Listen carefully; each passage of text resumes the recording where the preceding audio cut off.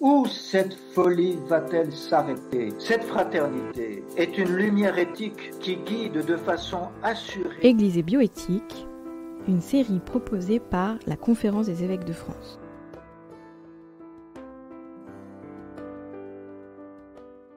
Recherche sur l'embryon humain. Acceptons-nous que l'humain devienne un cobaye? L'embryon humain n'est pas un simple matériel biologique que l'on pourrait instrumentaliser pour alimenter la recherche et les progrès de la médecine.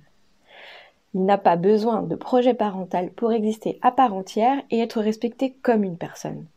Depuis 30 ans, des exceptions au respect de l'embryon humain sont autorisées en vue de pouvoir effectuer des recherches.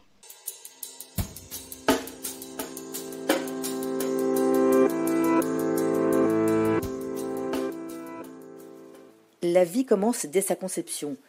Toute manipulation ou recherche sur l'embryon est une recherche sur la vie humaine. De nombreux embryons sont conçus dans le cadre de la fécondation in vitro, mais ne sont pas implantés dans l'utérus de la mère en vue d'une naissance. Ils sont alors stockés et congelés. La loi encadrant toute recherche autorisée sur ces embryons a beaucoup évolué depuis 30 ans, allant d'une interdiction de toute recherche portant atteinte à l'intégrité de l'embryon humain à un régime d'autorisation sous conditions. La question est désormais de poursuivre les recherches sur les embryons humains et les cellules souches embryonnaires humaines. Les embryons qui ne feraient plus l'objet d'un projet parental devraient pouvoir permettre à la recherche de faire des progrès thérapeutiques majeurs. Mais cette vision scientifique efface les 3 enjeux éthiques majeurs. Le premier, celui du statut de l'embryon. Si l'embryon humain a besoin d'un projet parental pour se développer, ce n'est pas ce projet qui lui accorde un statut personnel. L'embryon humain a, dès le commencement, une dignité propre à la personne. Son statut ne change pas, que ce soit avant son implantation dans l'utérus ou une fois implanté. Autre danger éthique, la destruction d'embryons humains. Les recherches, tant sur l'embryon que sur les cellules souches embryonnaires, dans la mesure où elles impliquent la destruction d'embryons humains, représentent une grave transgression éthique, car elles atteignent un être humain dont l'extrême vulnérabilité exige d'autant plus que sa dignité soit respectée. L'instrumentalisation d'un être humain ne peut jamais se justifier, même en vue d'une finalité thérapeutique espérée.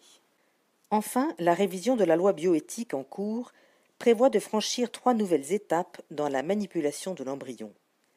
La culture de l'embryon jusqu'à 14 jours. Cela risque d'induire de nouvelles formes de son exploitation à des fins commerciales. La création de gamètes artificiels. C'est la voie ouverte à des possibilités procréatives. Et la création d'embryons transgéniques ou d'embryons chimères, des embryons d'animaux. Créer puis tuer des animaux qui ont des signes humains est une grave remise en question de la spécificité de notre humanité.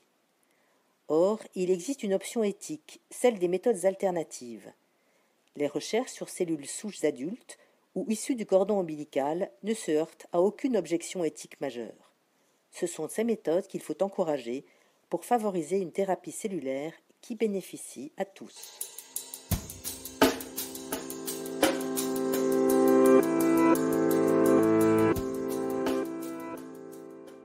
Jésus déclara : « Amen, je vous le dis, si vous ne changez pas pour devenir comme les enfants, vous n'entrerez pas dans le royaume des cieux. » Jésus accorde une place toute particulière à ceux qui étaient les sans-voix de son époque.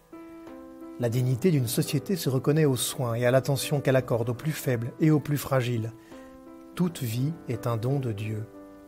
Elle est sacrée et unique.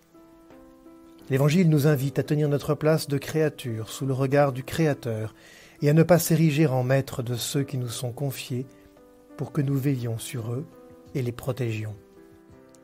L'Église, louant l'intelligence humaine, encourage toujours la recherche quand elle est humble et respectueuse de la vie reçue.